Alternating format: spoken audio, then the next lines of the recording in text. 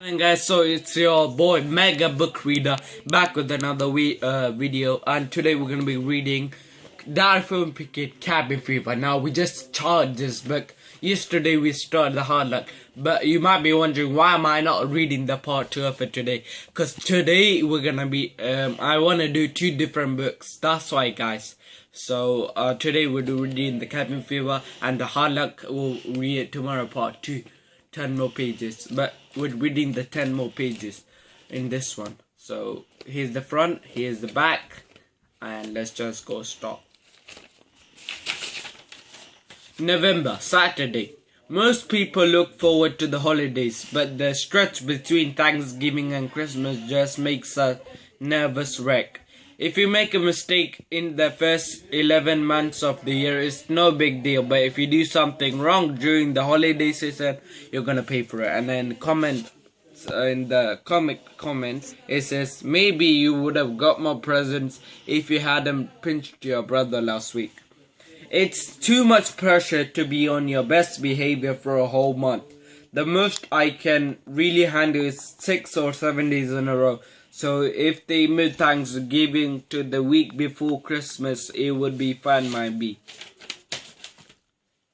Kids whose families don't celebrate Christmas are lucky because they don't have to stress out whenever they do something wrong at this time of the year. In fact, I have a few friends in the category who act like a little extra jerky around just because they can. And it says, oops. The thing that really makes me nervous is this whole Sada issue. The fact that he can see you when you're sleeping and knows when you wake really creeps me out. So I've started wearing sweatpants to the bed because I really don't want Santa seeing me in my underwear. And so here's the picture. I'm not really convinced that Santa has the time to keep an eye on you for 24 hours a day. Anyway, I figure he can only check in on each kid once or twice a year for a few seconds, and with my luck that happens at the most embarrassing times. And it says that's disgusting. If Santa really does see everything you do, then I could be in trouble. So when I write to him, I don't say what I want for Christmas and all that. I use my letters to paint myself in the best possible light. And it says in Dear Santa, I did not throw a crabbed apple at Mrs. Taylor's cat, even though it might have looked that way from a distance. Sincerely, get Greg Heffley. Then there's this naughty or nice list they're always talking about. You hear about it, but you never actually get to see it. So it's up to grown-ups to tell you where you stand at any given moment. And something about that just don't seem right. And here it says, if you help me with these groceries, I'll bet it will be just enough to make Santa's nice list. I kind of wonder how accurate the list is really anyway. There's a kid named Gerard Pyle who lives up the street from me, and if there's anyone who deserves to be in the naughty list, it's him. But last year he got a dirt bike for Christmas, so don't even ask me what Santa was thinking on that one. And it says the picture, he got a dirt bike. It's not just Santa I got to worry about either. Last year when Mom was going through some old boxes, she found a homemade doll.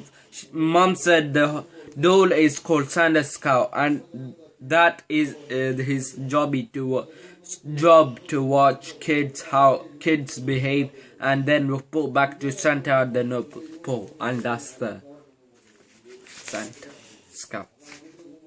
Okay. Alright. Well, I'm not a fan of the idea.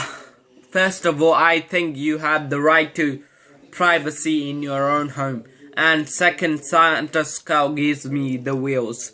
I don't really buy that idea that this doll is feeding Santa information, but just in case, I try to be extra good when I'm in the same room as Santa's cow.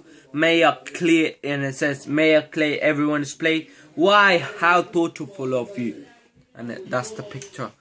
But it probably doesn't matter anyway, because my older brother Roger is constantly feeding Santa's cow bad information about me. And it says, I, Greg, carefully took a $20 bill out of my mother's purse. Every morning when I wake up, Santa's cow is in a new place, which I guess is supposed to prove he traveled to the North Pole overnight. But I'm starting to wonder if it's really Roger who moves in. And it said, there's Santa's cow. Sunday. Today we took all our Christmas decorations out of the storage room in the basement. We have boxes full of ornaments, and some of them are pretty old. There's a picture of me and Roger taking a bath in the sink. That's really embarrassing, but Mom wouldn't let me throw it away. We put up the tree in the living room and started hanging ornaments on it. But my little brother Manny was taking a nap upstairs, and when he woke up, he found out we were decorating the tree without him. He had a total meltdown. The reason Manny was so upset was because someone had hung his favorite ornament, this candy cane he really likes. So Mom took it off the tree and I handed it to Manny to hand himself. But Manny wanted his ornament to be first one on the tree. So that meant we had to take all the decorations down just so he could get his way. And there's the picture and the thing. Alright, last page. And that's just the kind of thing that happens in my house every single day. Mom hasn't started to use the threat of Santa as a way of getting Manny to behave, but I'm sure she will soon. I don't think it's such a good strategy for keeping us in line, though. Because the second Christmas is over, Mom doesn't have any real leverage. And I said, well, that Easter bunny is going to be very disappointed in you boys. That's the last picture. And yeah, that's part 1 of Diary from Wicked Cabin Fever. Hope you liked it, guys, and I'll be back with Hard Luck part 2 really soon. Peace, I'm out, guys, for now.